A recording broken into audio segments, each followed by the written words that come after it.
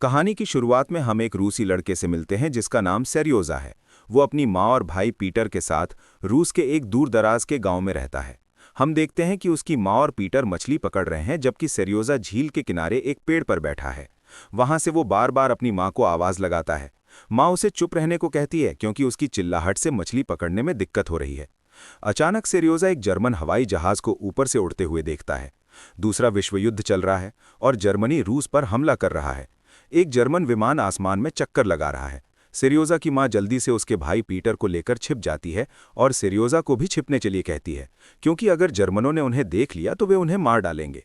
लेकिन सेरियोजा डरता नहीं है। वो अपनी गुलेल उठाता है और ऊपर उड़ रहे विमान पर पत्थर फेंकता है। पत्थर विमान से टकराता है और विमान दुर्घटनाग्रस्त हो जाता है। लेकिन तभी पता चलता है कि ये सब एक सपना था। सेरियोजा अपने घर में बिस्तर पर सोते हुए ये सपना देख रहा था। अचानक घबराई हुई उसकी पड़ोसन अना उसके घर में आती है। सेरियोजा पूछता है कि उसकी माँ और पीटर कहाँ हैं। अना उसे बताती है कि वे बहुत दूर चले गए हैं और कभी वापस नहीं आएंगे। लेकिन छोटा सेरियोजा फिर भी अपनी माँ के पास जाना चाहता है। तब अना को मजबूरन सच बताना पड़ता है। उसकी माँ और भाई को जर्मनों ने मार दिया है। अगर जर्मनों ने उसे भी पा लिया तो वे उसे भी मार डालेंगे। इसीलिए अना उसे अपने घर ले जाना चाहती है। लेकिन जर्मन उसके घर के बहुत करीब आ चुके हैं। कोई दूसरा रास्ता न देखते हुए अना उसे पीछे की झाड़ियों से बाहर धकेल देती है। सेरियोजा जान बचाकर भागने लगता है। कुछ देर भागने के बाद वो सुरक्षित दूरी पर पहुंच जाता है।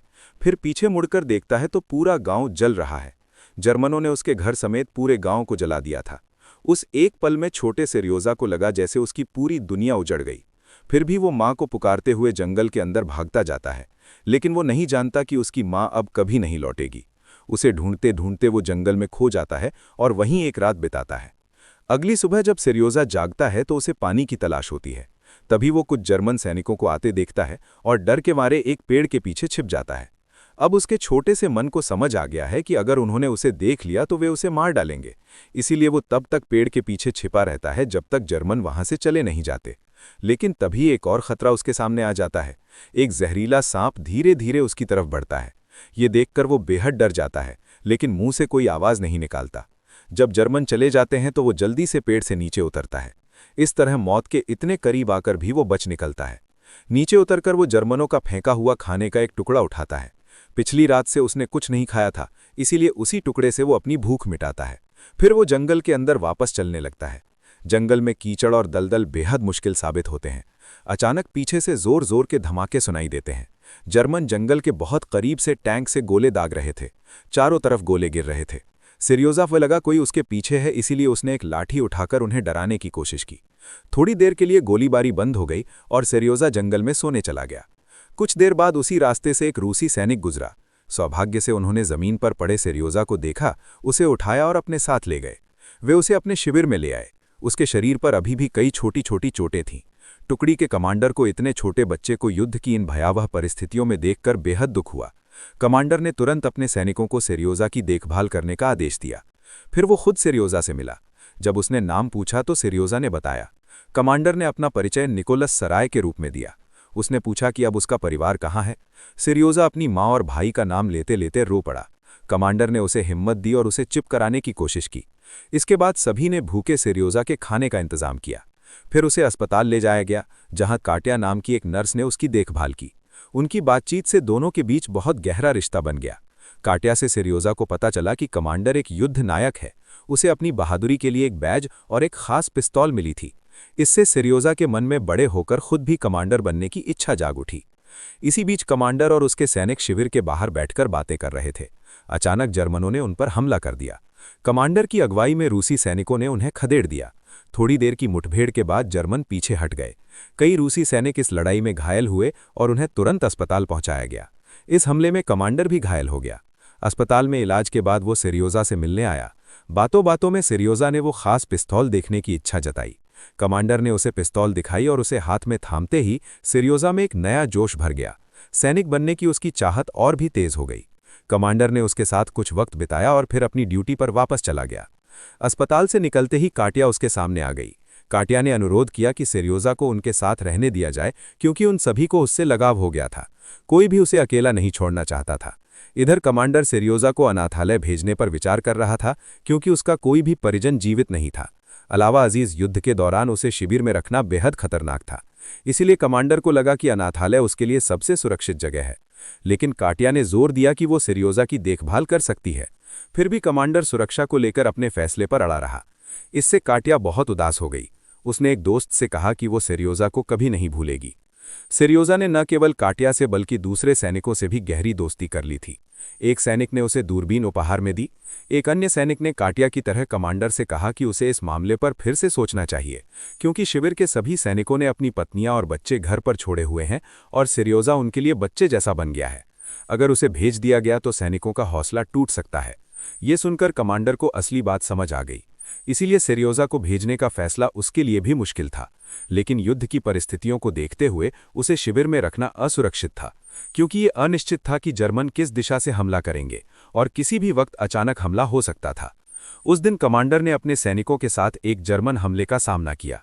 ताकत और हथियारों में कम होने के बावजूद उसके सैनिकों ने उसकी अगुवाई में बहादुरी से जवाबी हमला किया। जर्मनों को आसानी से हराया नहीं जा सका। इस लड़ाई में भी पिछली बार की तरह कई लोग घायल या मारे गए। हमले के तुरंत बाद कमांडर को एहसास हुआ कि सेरियोजा को वहां रखना ठीक नहीं है।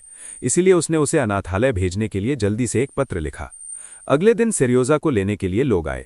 कमांडर उसे ये बताने गया, लेकिन बोल नहीं पाया, क्योंकि उसके मन में सेरियोजा के लिए गहरी ममता जाग चुकी थी। अंत में उसने एक खिलौना पिस्तौल दी और फिर अनाथालय भेजने का प्रस्ताव रखा। लेकिन सेरियोजा ने कमांडर को बताया कि वो उसी का इंतजार कर रहा था। वो बार बार प्रार्थना करता रहा था कि कमांडर युद्ध के मैदान में सुरक्षित रहे। ये सुनकर कमांडर बहुत भावुक हो गया। उसने सेरियोजा से पूछा, क्या तुम मेरे बेटे बनोगे? सेरियोजा ने तुरंत हाँ कह दी। फिर कमांडर ने अनाथालय का पत्र फाड़ दिया और उन लोगों को वापस भेज दिया। कमांडर के इस फैसले से सभी बेहद खुश हो गए। सभी ने अपने कपड़ों और जूतों से सेरियोजा के लिए एक वर्दी तैयार की। अब से उसे एक साथी सैनिक की तरह माना जाएगा और उसका नाम सोल्जर बॉय यानी सिपाही लड़का रखा गया। फिर कमांडर ने खुद सेरियोजा से मिलकर उसे वर्दी दी। वर्दी पहनकर सेरियोजा को लगा जैसे वो सच में एक सैनिक बन गया हो और वो बहुत खुश हुआ। उसने सबको अपनी नई वर्दी दिखाई और सैनिक भी बहुत प्रसन्न हुए। लेकिन अचानक फिर जर्मनों ने हमला कर दिया। इस बार हमला पहले से भी कहीं ज्यादा भीषण था। उन्होंने हर तरफ बहुत से बम गिराए, जिससे कई सैनिक मारे गए और घायल हुए। इस स्थिति में सेरियोजा काटिया और कमांडर को ढूंढने लगा। उसने सबसे उनके बारे में पूछा, लेकिन सभी घायल सैनिकों की देखभाल में लगे थे, इसीलिए कोई ठीक से जवाब नहीं दे पाया। तब सेरियोजा के मन में एक डर घर कर गया कि कहीं कमांडर युद्ध में मारे तो नहीं गए। तभी एक डॉक्टर ने उसे बुलाकर कहा, तुम अब एक सैनिक हो, इसलिए मौत से कभी मत डरो, और अगर सबकी मदद करना चाहते हो तो घायलों के पास जाओ। ये सुनकर सेरियोजा अस्पताल के अंदर गया और घायलों को पानी पिलाने लगा। इसी बीच एक सैनिक ने उससे एक पत्र पढ़ने को कहा। सेरियोजा केवल 6 साल का था और ठीक से पढ़ना नहीं जानता था, लेकिन सैनिक का मन खुश करने के लिए उसने अपनी कल्पना से पत्र सुनाया। सेरियोजा बोला, तुम्हारा परिवार हमेशा तुम्हारे लिए दुआ करता है। उसने ये भी कहा कि उनकी गाय अब ज्यादा दूध दे रही है, लेकिन ये सब उसकी कल्पना की उड़ान थी। पास में लेटे सभी सैनिक ये समझ गए। इससे सभी के बीच खुशी और हंसी फैल गई। सभी सैनिकों ने उसे पत्र पढ़ने दिए और उसकी बातों पर हंसते रहे। इस तरह सेरियोजा ने घायल सैनिकों को कुछ देर के लिए अपना दर्द भुलाने में मदद की। फिर उसने उन्हें एक गाना भी सुनाया। अगले दृश्य में हम सेरियोजा को काटिया की गोद में सोते हुए देखते हैं। इस पल कमांडर काटिया से कुछ कहना चाहता था, लेकिन शब्द साफ नहीं निकल पाए। दरअसल कमांडर को काटिया से काफी समय से लगाव था, लेकिन जब भी वो बोलने की कोशिश करता तो उसका गला भर आता। इस बार भी वो कुछ नहीं कह पाया। इसी बीच सेरियोजा जाग गया। फिर अपनी असली भावना छुपाते हुए कमांडर ने काटिया से कहा कि वो अस्पताल जाकर अपनी ड्यूटी करे। काटिया का ड्यूटी का समय हो चुका था, इसलिए वो सेरियोजा को कमांडर के पास छोड़कर चली गई। यहीं पर हमने देखा कि सेरियोजा कमांडर को पापा कहने लगा। इस तरह उन दोनों के बीच पिता पुत्र का रिश्ता बन गया। कमांडर फिर अपनी जगह पर लौटा और अपने काम में लग गया। इसी बीच सेरियोजा ने कहीं से एक छोटी चाकू निकाली और उसे एक बड़े आदमी की तरह इस्तेमाल करने लगा। ये देखकर दूसरे सैनिक जोर से हंस पड़े। खाना पकाने के बाद सेरियोजा कमांडर के पास गया और एक सैनिक की तरह रिपोर्ट करने लगा। उसने ये भी पूछा कि क्या उसके लिए कोई मिशन है। कमांडर ने कहा, मेरे पास तुम्हारे लिए एक जरूरी मिशन है। कुछ ही देर में शिविर में कई पत्र आएंगे और तुम्हारा काम उन्हें सबको बांटना होगा। ये मिशन पाकर सेरियोजा बहुत खुश हुआ। इसी बीच उसके गाल पर एक कट का निशान दिखा। पूछने पर सेरियोजा ने बताया कि ये शेव करते समय हो गया, लेकिन दरअसल उसने कमांडर की नकल करने के लिए पट्टी लगाई थी, जिसे शेव करते समय हल्का कट लगा था। थोड़ी देर बाद एक सैनिक पत्र लेकर शिविर में पहुंचा। सेरियोजा ने उन्हें लेकर सैनिकों में बांटना शुरू कर दिया। इस तरह सबको पत्र बांटकर उसने पूरी जिम्मेदारी से अपना मिशन पूरा किया। अपनी छोटी उम्र के बावजूद उसका मन अब सैन्य अनुशासन से पूरी तरह भर गया था। इससे पता चलता है कि युद्ध की परिस्थितियां एक छोटे बच्चे को कितनी गहराई से प्रभावित कर सकती हैं। पत्र बांटने के बाद सेरियोजा ने अपनी दूरबीन उठाई और चारों तरफ देखने लगा।